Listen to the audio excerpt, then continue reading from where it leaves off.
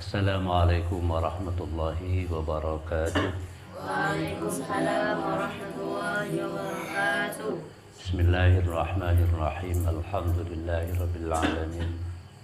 Wa bihi nasta'inu ala umuri dunya waddin. Wassalatu wassalamu ala asyrafil mursalin Sayyidina wa habibina syafi'ina Muhammadin wa ala alihi wa sahbihi ajma'in. Bismillahirrahmanirrahim. Faslun tajibut taubatu minadz dzunubi fawran ala kulli mukallafin. Pasal ini menerangkan tentang wajibnya bertaubat dari segala dosa. Bertaubatnya itu fawron, dulian. Setiap kita memiliki kewajiban. Apa kewajibannya? Kewajiban adalah segera bertaubat. Jadi bukan hanya bertaubat, melainkan segera bertaubat. Ala kulli mukallafin, atas saben-saben orang mukallaf.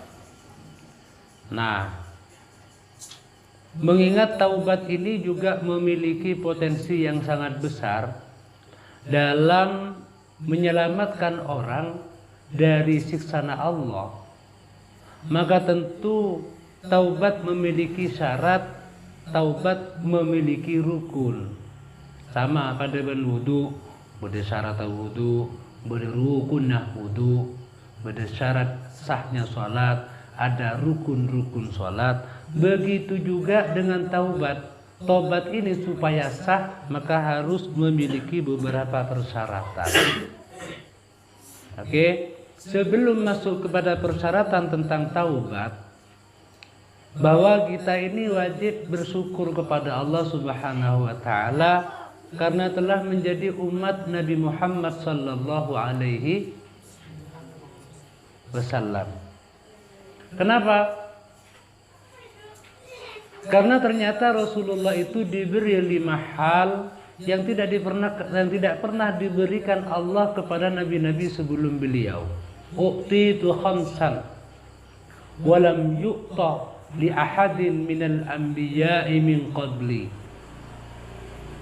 Aku telah diberi 5 hal oleh Allah. Yang 5 hal itu tidak pernah diberikan kepada nabi-nabi selain aku, sebelum aku. Apa? Antara lain, ju'ilat liyal ardu masjidan. Allah jadikan bumi kangku engkau ria dan umatku itu menjadi masjid, menjadi tempat sujud. Artinya dimanapun kita itu sujud, dimanapun kita itu sholat, maka sah saja, boleh. Sholat di masjid, bagus. Sholat di musola, bagus. Sholat di rumah, oke. Sholat nang lapangan, monggo. Sholat elorong, pade bae. Sholat nang kebun etas gotoh, pade. Sholat kiri sungai, pade.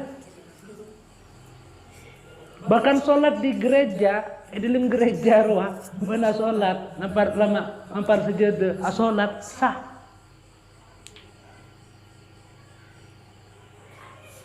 Jadi nyaman, simple. Tak pada berumat-umat, tak pada bernabi-nabi sebelum beliau. Nabi-nabi sebelum beliau itu tidak diberikan keistimewaan nikah. Mereka sholatnya harus di tempat sholat yang khusus. Makanya saudara-saudara kita yang non muslim, apakah Hindu atau Buddha, itu kan sholatnya sembahyangnya, ibadahnya tidak di sembarangan, tak sembarangan. Buddha tempat khusus nengiat. Tak pada umat Islam. Paham? Yang kedua apa? Yang kedua itu bahwa taubat umat Nabi Muhammad itu bebas mau bertaubat di mana saja. Mau taubat dimanapun, mau taubat kapanpun, itu eterema ban Allah. Alhamdulillah. Siang atau malam atau sore atau monggo. malah itu mun pacar kita itu pendosa, wajibnya taubat itu wajib fauron. Apa fauron? Saknaleka, saknaliko, segera, cepat, sekarang juga. Jadi taubat itu sekarang juga. Atau berkul berempaafain dimanapun, bahkan Allah Subhanahu wa Ta'ala di setiap pertengahan malam itu membuka pintu langit, diutus malaikat rahmat mencatat orang-orang yang mau bertaubat. Dalam ad-diba'i itu ada. Dalam ad-diba'i itu malaikat itu turun di sepertiga malam, malaikat itu turun ke layaban nyari orang-orang. Hal min talibi hajatin fa'unilahul matalib. Di jam-jam segini ini pas lagi langit terbuka, mungkin ada umat Nabi Muhammad pola berderenggaran kebun yang akan minta hajat kepada Allah. Fa'unilahul matalib, maka niscaya akan aku berikan apa yang ia minta. Oh, open house. Istananya dibuka lebar-lebar oleh Allah. Buka. Bukan hanya itu, hal min taibin, hal min mustaghfirin, hal min taibin. Mungkin pada saat jam-jam seperti ini ada orang yang mau beristighfar minta ampun kepada Allah, ada orang yang mau bertaubat kepada Allah. Bingko ibadina sabora, bingko ibadina taubat maaf. Mau tengah malam, mau siang, dimanapun, kapanpun, umatnya Nabi Muhammad itu bebas untuk bertaubat kepada Allah Subhanahu. Itu tidak terjadi kepada umat, dan itu tidak terjadi kepada nabi-nabi sebelum Nabi Muhammad sallallahu alaihi wasallam. Nabi Adam ketika turun dari surga menuju ke dunia, diturunkan ban Allah. Setelah makan buah terlarang, diturunkan ban Allah dari surga, dipisahkan dari istrinya yang bernama Ibunda Hawa, dipisahkan. Mereka berdua sudah bertaubat, mereka berdua sudah menyesal, mereka berdua sudah menangis, bertaubat, tapi taubatnya tidak langsung diterima ban Allah. Sembari bertaubat, sembari menangis, sembari merenung, bertadabbur, masih saling mencari. Nabi Adam nyari Ibunda Hawa nyari Nabi Adam alaihi salam. Dua-duanya terpisah. Bun Allah berturun jauh. Tengah malam lok-lokan. Sallallahu Muhammad. Itu tidak langsung diterima ban Allah. Tak pada umat Nabi Muhammad, taubat Nabi Adam dan taubatnya Ibunda Hawa baru ban Allah diterima neneng setong tempat di satu bukit yang namanya Bukit Cinta. Ada apa? Bukit? Oh, Bukit Cinta. Ada Bukit Cinta di Mekah itu. Iya, bahasa kita tuh sih Bukit Cinta, tapi bahasa Arab itu namanya Jabal Rahmah. Apa? Jabal Rahmah. Jadi ribuan tahun silam sudah ada Bukit Cinta itu. Jabal Rahmah yang ada di Makkah itu sudah ada. Belakangan di Indonesia kan Roni roh Teluk Love si pantai Love ya kan beda. Kamu kalau Taala dari umat Nabi Muhammad sallallahu alaihi wasallam. Makanya kita itu bersyukur. Nah, syaratnya sekarang. Syarat yang pertama supaya taubatnya itu menjadi sah, malaitu petenika itrema ban Allah, malaitu sana isabura. Syarat pertama adalah an-nadamu. Apa? An-nadamu. Napa artinya an-nadamu? Panika arsah kastah. Syarat pertama orang mau taubat itu harus menyesal. Kudu menyesal. Menyesal karena melakukan dosa. Menyesal. Yang kedua, wal iqla'u anil dzambi. Sirah, kapok. Ya, jadi saat dia menyesal, saat itu pula dia harus ikhla, yaitu berhenti, menghentikan perbuatan dosa itu. Ia mun kasta tapi ki ikhlas ko. Ditarenga keceknya mandiri cong. Ini kasta. Jadi contoh pas lagi kita mau bertaubat dari minuman keras, ya sudah kita harus kita nyatakan bahwa kita ini menyesal karena melakukan karena telah minum minuman keras, dan sejak saat itu pula dia terus berhenti dan tidak mengulangi lagi. Jadi yang kedua berhenti. Yang ketiga, wal azmu ala alla ya'uda. Dia punya komitmen yang kuat untuk tidak mengulangi lagi dosanya itu. Berkomitmen untuk tidak mengulangi lagi perbuatan yang dilarang. Jadi orang itu dia bertaubat dari minuman keras, dia harus punya komitmen, dia harus bertekad untuk tidak mengulangi lagi perbuatannya, apapun yang akan terjadi. Aronya apa? Taubat. Itu syarat yang ketiga. Syarat yang keempat, wal istighfaru. Mengucapkan permohonan ampun kepada Allah. Caranya baca istighfar. Astaghfirullahaladzim. Astaghfirullahaladzim. Itu istighfar paling pendek. Bersifat lancang istighfar Nabi Adam alaihi salam. Nabi Adam itu bisa kembali ke surga karena Allah ajarin beristighfar, ajarin minta sabora. Apa yang dibaca oleh Nabi Adam? Rabbana ya Rabbana. Itu yang dibaca. Zalamna anfusana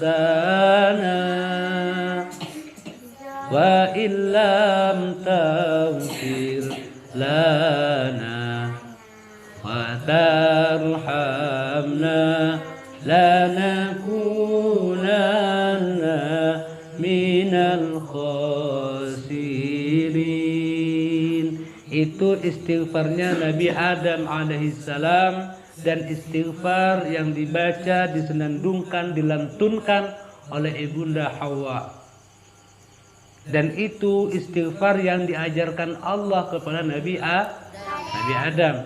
Ada istighfar yang diajarkan Rasulullah kepada umatnya.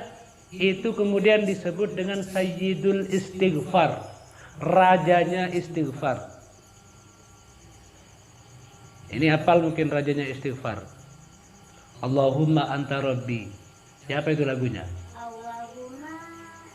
Allahumma anta rabbi la ilaha anta khalaqtani wa ana ala ahdika wa wa'dika mastata'tu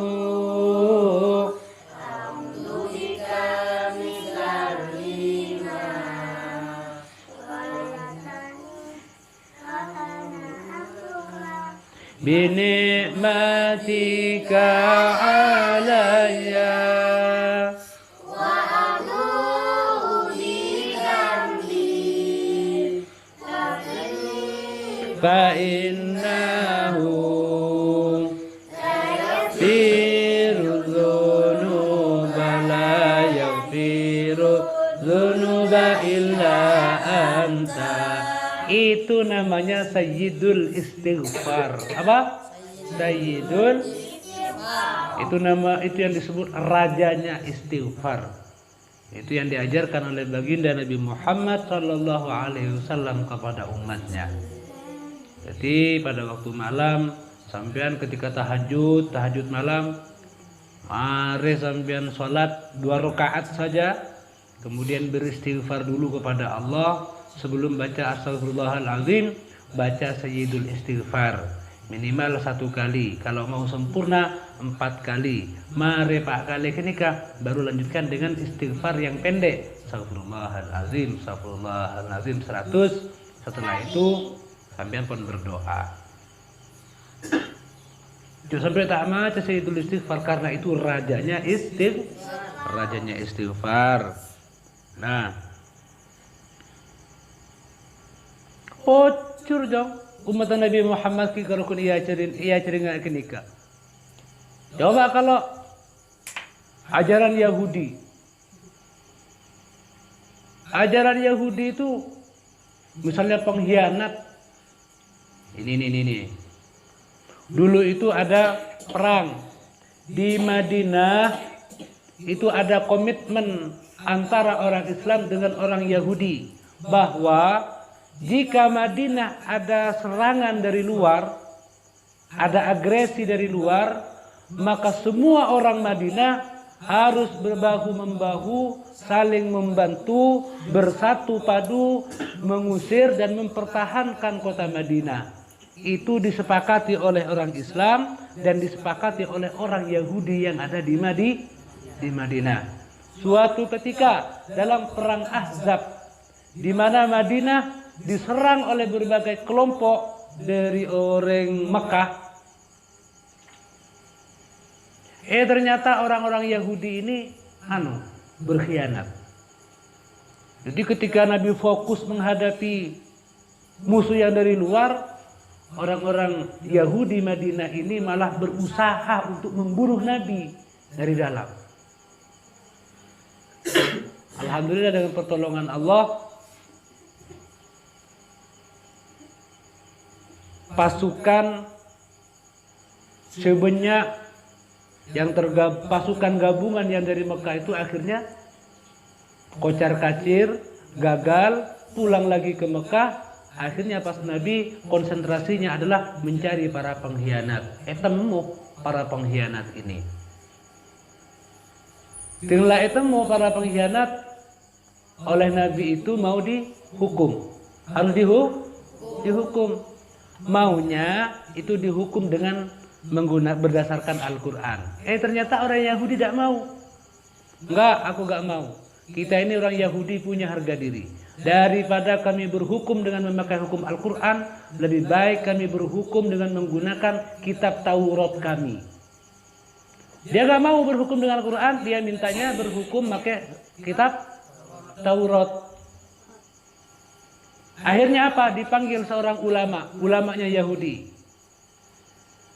Tanya Aki, apa hukuman pengkhianat dalam kitab Taurat? Tanya Aki kah kiainya Yahudi. Hukumannya dalam kitab Taurat mulai buka, hukuman bagi pengkhianat adalah dipenggal kepalanya.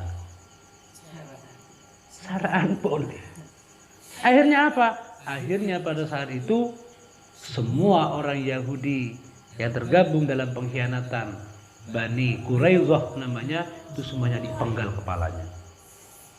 Kenapa? Karena mereka yang minta, bukan Islam itu yang sadis, tapi atas permintaan mereka sendiri yang mau berhukum pada kitab Taurat. Ngulaban sambian bocor. Kalau kau baca istighfar, soro kasta, soro cek beliin pole. Nah, itu ya. Nah, itu saja dulu. Masih tersisa syarat yang terakhir. Insya Allah pada pertemuan berikutnya mudah-mudahan tidak ada halangan, mudah-mudahan jadi ilmu yang manfaat dan barokah. Amin. Allahumma amin. Alhamdulillah. Alhamdulillahi rabbil alamin. Bismillahirrahmanirrahim. Wal asri innal insana lafi